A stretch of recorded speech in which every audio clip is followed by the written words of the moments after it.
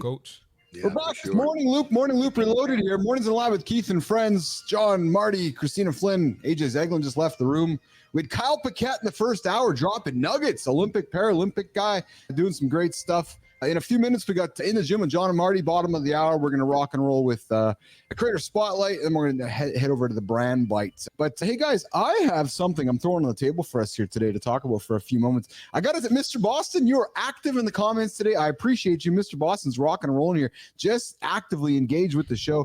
And if you work for yourself, you are a slave to yourself. But if you work for someone else, then you become their slave. It's so true. Difficult for many to adapt. And listen, it's not for everyone, right? Christina, John, Marty, some folks want to go and work for someone. Some want to go work for themselves. And we have no judgment with whatever decision you like to do. What we have judgment on is whether you hit that snooze button and not get your life going, or whether you roll over and not.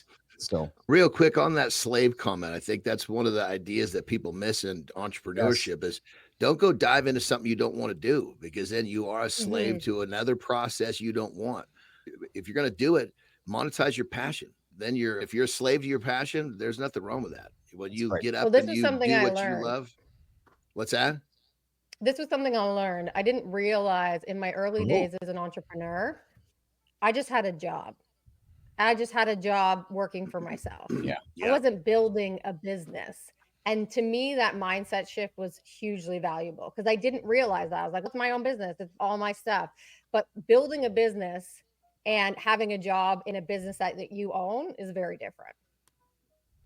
it is true. 100%. It's true. I've always wondered how people embrace hobbies. Because I'm like, if they're going to embrace a hobby, man, go make some money. Like, I'm not judging nobody with hobbies. I get the hobby stuff, but hobbies is, man, you're just putting time into something. You're not going to make some money out of it. Go make some money. Monetize that son of a bitch. Yeah. Because when you monetize your hobby, you get to do your hobby every day. And there's so much fulfillment in that.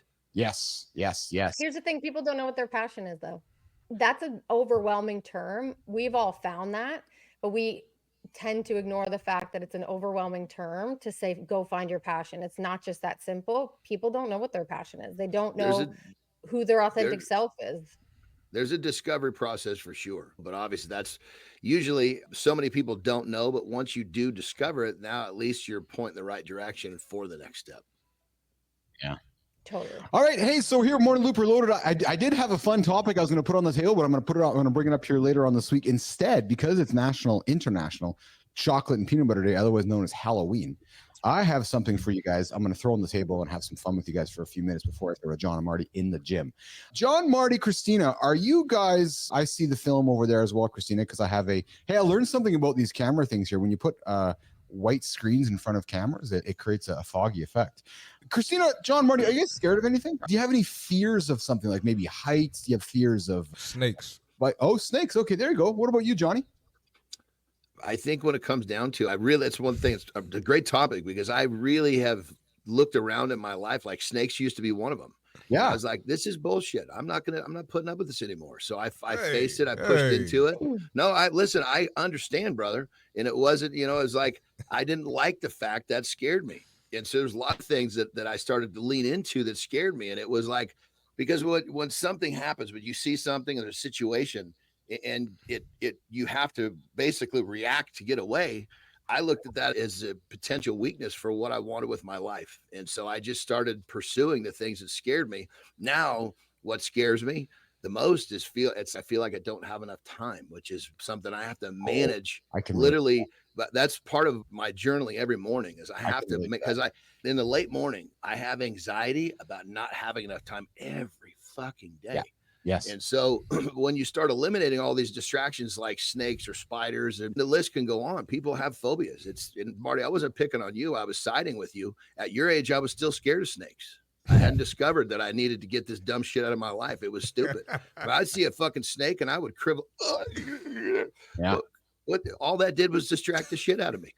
If I had one right now that I think I still have a hard time getting over, but I'm close, it would be being in the water next to a huge fucking, if I fell off a cruise ship, I would be fucking flipping out. Not because I was in the water, because that big something about that big motherfucker going, all that stuff under the water moving freaks me out. I think it came from when I was a kid, we lived on a river. I was very fucking blessed. Boat. We used to ski all the time. Well, there's such a big river. It was also used for shipping. So they would send these big fucking barges. Like they would probably 300-foot barges, like just totally stacked with gravel. And you'd see them when they're empty. They're like 10, 11 feet high. When they're full, there's 6 inches sticking up out of the water. What's under my brother knew that freaked me out. So that fucker, when I was skiing, he'd see one. He would pull right up next to it. So I was safe, turn the fucking boat off, and I would have to sit in the water and fucking flip out. And that's where the whole thing started to spark. Now I've come a long ways with that. It would, I don't know that I would freak out if that happened again, but I know that's where it came from. Oh, wow. I've never heard of that before. Christina. Weird fucking phobia. I know. Yeah. Tina, what are you afraid of? I think phobias in general, yeah, they are weird. Everyone's phobia is weird. I don't have specific phobias. I'm not scared of anything in particular, but I've spent most of my life walking around afraid of everything and anxious. So I think that's just why. There's no specific physical thing that I'm like, oh my God, I'm terrified of that. But I spent my whole life just being afraid of the world. So I think that's probably why. Probably the closest is ketchup. I fucking hate ketchup. I'm disgusted by it. I wouldn't say I'm afraid of it, but I can't go anywhere near it. Is that a hate or a phobia? I don't freak out, but I'm like, don't bring that shit near me. Like my kids, I'm like, I don't want to touch it. I won't clean a plate with it. I won't, like, if my wife eats it, I won't kiss her. That borders on a phobia. If you won't clean a plate, it's got it on there. It does. It's disgusting. Love the honesty. What I was expecting from you too. I know. The crazy thing with a phobia is to beat it, you've got to be able to practice it. And I know, and I'm not doing that. Like with snakes, Marty, I didn't have a lot of chances when the opportunity to present itself, I had to fucking work on it, which you don't see a snake every day, at least most people.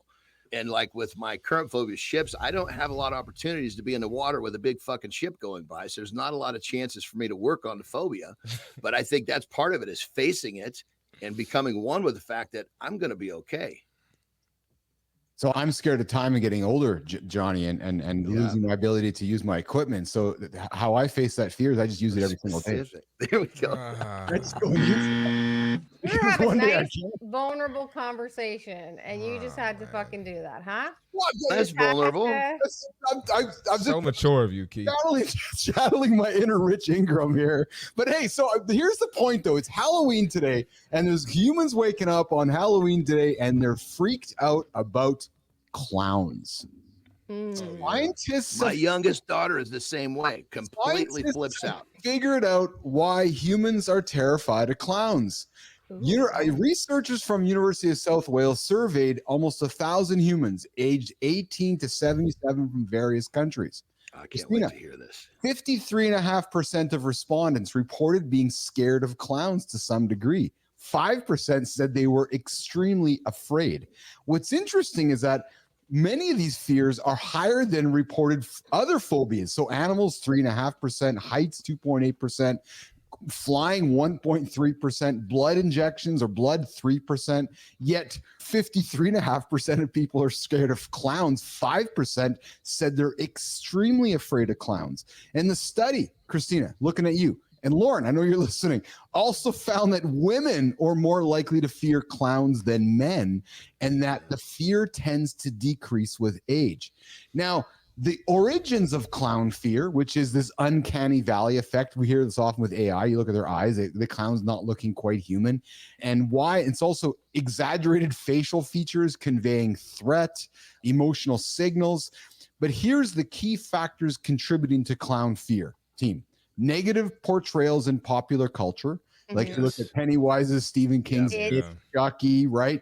The fundamental appearance, like even these non-threatening clowns like Ronald McDonald can evoke fear, right? Suggesting that there may be something inherently unsettling about clown makeup and appearance. Nation, as you're going about Halloween today, know that if you're dressing up in the funny clown outfit, you're probably scaring the fuck out of the human next to you because they just can't wrap their head around the fact that you're a clown. It has nothing to do with it.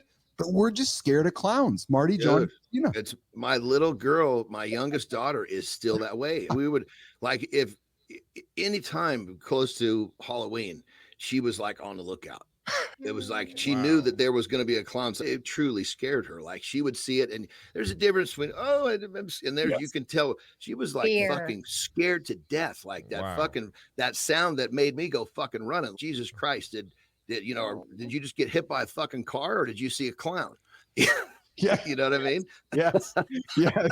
And I got some Mr. Boston with a comment here going, Mr. Boston, because the clown is a symbol of pedophilia. I don't know if that's the case, but I know the clowns certainly are weird looking. That's the truth. I'm not drawing. Listen, I'm laughing at it because I don't think clowns are a symbol of that, but I can see where you're coming from with that. And then back to the previous segment, Lauren is making the old head emoji with our comment about the equipment there, gentlemen. Woman that we get to turn you off after 2 hours. Oh my goodness. I can't even imagine. 2 hours? She has to hear you all day. Listen, the nutty little fella is being himself. Let him go. Let the kid alone. He's doing it. The good thing is, Christina, is you guys get to turn me off. I love my wife gets to do the opposite of that. So there we go.